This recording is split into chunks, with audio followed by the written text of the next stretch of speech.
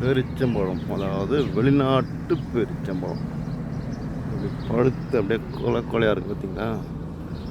ஒரு கொலையும் கிட்டத்தட்ட 30 கிலோவுக்கு மேலே இருக்கும். நம்ம என்ன பண்ண போகிறோன்னா, காலையிலே இதிலேருந்து ஒரு 4-5 ஃப்ரெஷ்ஷாக அப்படியே அழகாக இருக்கிற பேரிச்சம்பழமாக பார்த்து பறித்து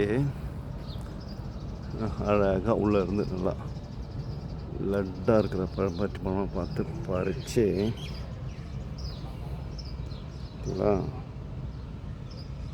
நம்மள அழகாக அப்படியே சாப்பிட போகிறோம்.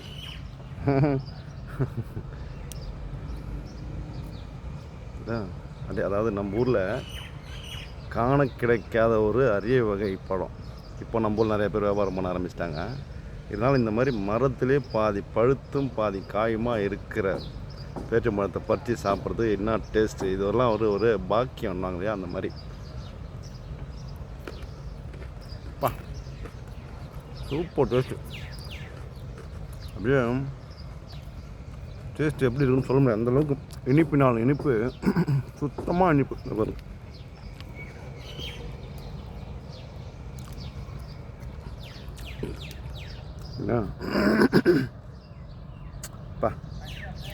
இல்லையா? வேறு லெவல் இருக்கிற பழத்திலே இதுதான் இரும்பு சத்து உள்ள பழம்.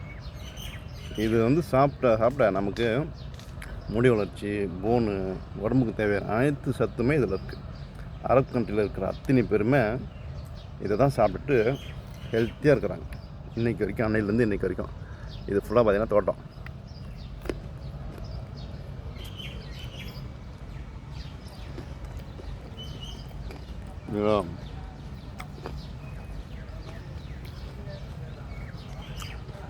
இதெல்லாம் பாக்கி நம்ம ஊரில் கிடைக்குமா?